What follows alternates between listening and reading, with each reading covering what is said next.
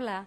Regulamentada em vários países do mundo como atividade legal e transparente, a profissão do lobby continua nebulosa no Brasil e confunde-se no noticiário policial com a prática de crimes de corrupção e de tráfico de influência. Na Câmara, propostas dos deputados Carlos Zaratini e Mendes Ribeiro, atual ministro da Agricultura, prometem acabar com a polêmica e regulamentar a atividade. Para falar sobre o assunto, está aqui com a gente o deputado César Colnago, do PSDB do Espírito Santo. Seja bem-vindo, deputado. O senhor é vice-presidente da Comissão de Constituição e Justiça aqui da Casa. Como é que o senhor está vendo essas propostas, essas duas propostas sobre a regulamentação do lobby, que é uma angústia do país que se regulamenta essa profissão e tem tanta dificuldade? Minério, eu sou o terceiro vice-presidente. É preciso dizer que essa casa tem que zelar pela constitucionalidade. Agora, no mérito, eu estudei muito mais o projeto do nosso deputado Zaratini e não cheguei a estudar o projeto de resolução do hoje ministro Mendes Ribeiro. Que é um projeto menos abrangente. Na verdade, o do Mendes se restringe, por isso que é um projeto de resolução, ele se restringe à casa, à Câmara dos Deputados. Já a proposta do Zaratini, ele não se restringe ao Poder Legislativo, ele também faz a abrangência do Poder Executivo. E aí nós vamos discutir, nós vamos separar a nossa conversa em dois tempos. A questão do mérito e a questão da constitucionalidade. Quanto à questão do mérito, sou extremamente favorável. Primeiro, o conceito de lobby, que aqui no Brasil tem um aspecto muitas vezes pejorativo. Ficou com um aspecto pejorativo de que lobby é uma coisa feia, é uma coisa negativa, é crime, é ilegal.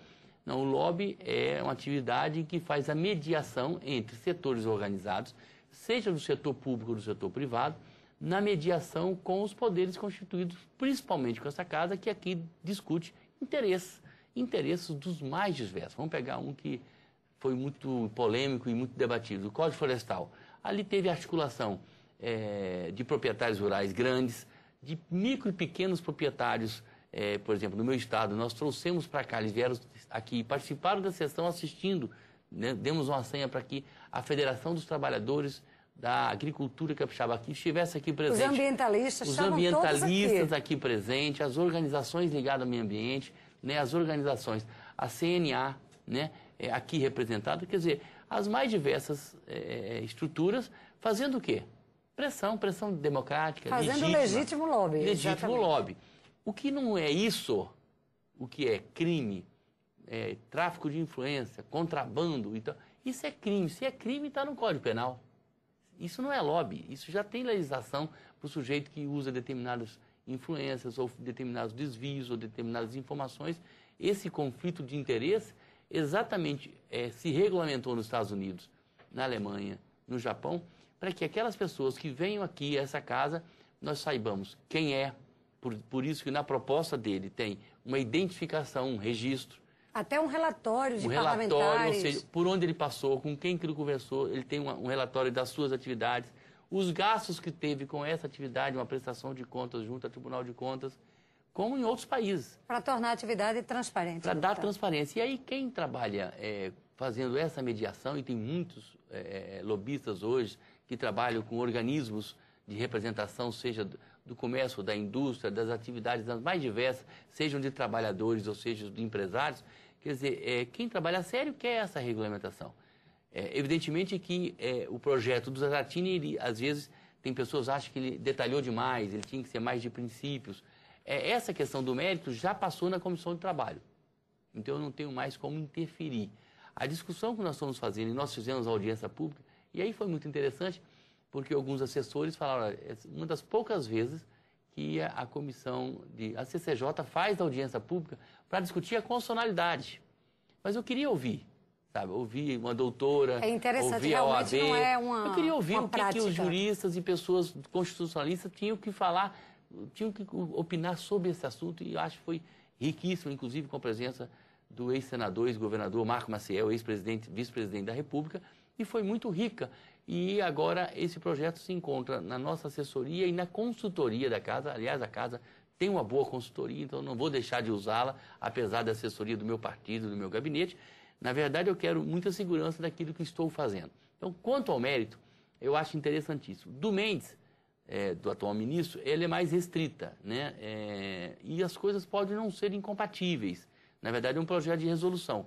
Eu não conheço com profundidade. Do Zaratini eu conheço, é interessante, né? Passou na comissão de mérito e aí nós estamos aí esperando os resultados das análises dos técnicos sobre a constitucionalidade. Deputado César Colnago, para diversos cientistas políticos, a atuação do lobby, como o senhor mesmo já ressaltou, ela é absolutamente necessária na democracia. Nos Estados Unidos, eles têm penalidades rígidas para o lobista que não se identificar, que não disser a que veio, quem está lhe pagando e aonde ele vai atuar. Tem até cadeia, 5 anos de prisão. Como é que o senhor vê essa lei americana em relação à proposta do nosso deputado Zaratini? Talvez a nossa não seja tão rigorosa. É preciso dizer que no processo da democracia, muitas vezes surge um projeto, aliás, a tentativa de se regulamentar aqui não é de hoje, mas surge um projeto e esse projeto pode ser aperfeiçoado ao longo da sua execução. Ou seja, não creio que o projeto dele seja um projeto do ponto de vista do mérito, um projeto perfeito, evidentemente que não é, né, feito por pessoas, por seres humanos, mas ele coloca algumas e uma matéria nova, é a primeira vez que se regulamenta por isso que ela pode ser regulada e depois pode ser, no seu desenvolvimento, na sua prática, melhorada. Mas ele estabelece registro, ele estabelece relatório, ele estabelece prestação de contas, né? E volto a falar, aquilo que o sujeito faz fora dessas regras pactuadas e que, por exemplo, determinados tipos de procedimentos que bula a legislação, isso é Código Penal. Ele está fazendo o ilícito. O ilícito já está previsto em outra matéria. O ilegal, o ilícito, né? Ele já pode ser penalizado com a legislação que está. Então, nós estamos tentando regular exatamente como que uma atividade, para nós, relativamente nova, ela deve ser regulamentada. É isso que é a proposta dele.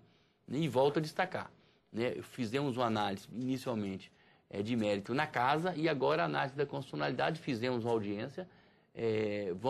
Vamos agora receber esse material da consultoria e das nossas assessorias, tanto do meu gabinete como da assessoria do meu partido, para a gente poder aí tomar uma decisão se constitucionalmente, né, se do ponto de vista da legalidade e da constitucionalidade, a matéria ela está conectada com a Constituição. Pode ser que não esteja, né, apesar de que eu, no mérito, entendo que é preciso regulamentar.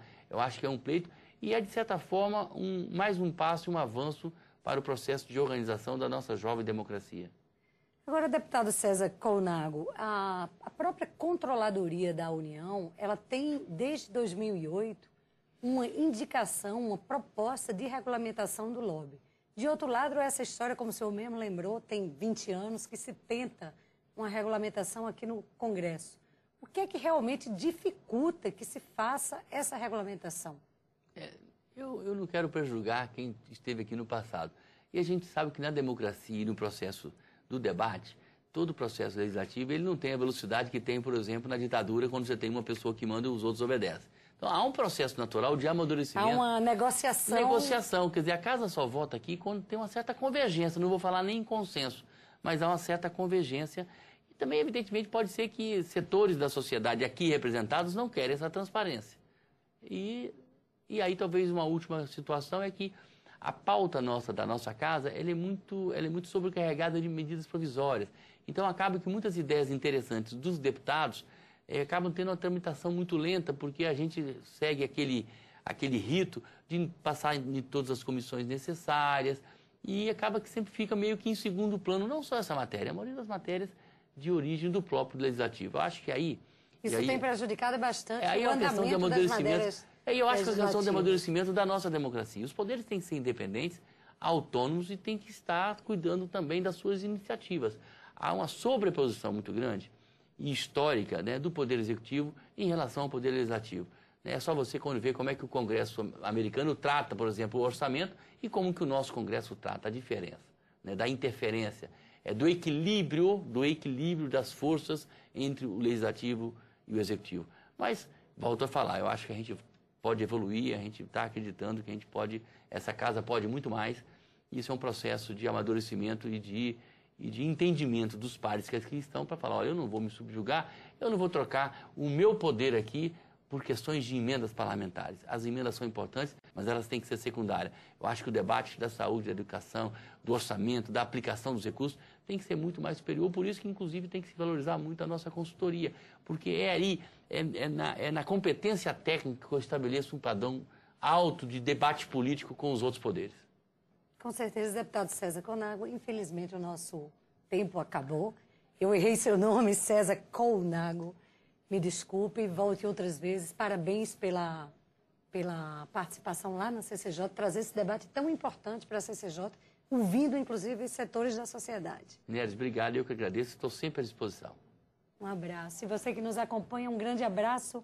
E a gente se vê em breve aqui no Palavra Aberta.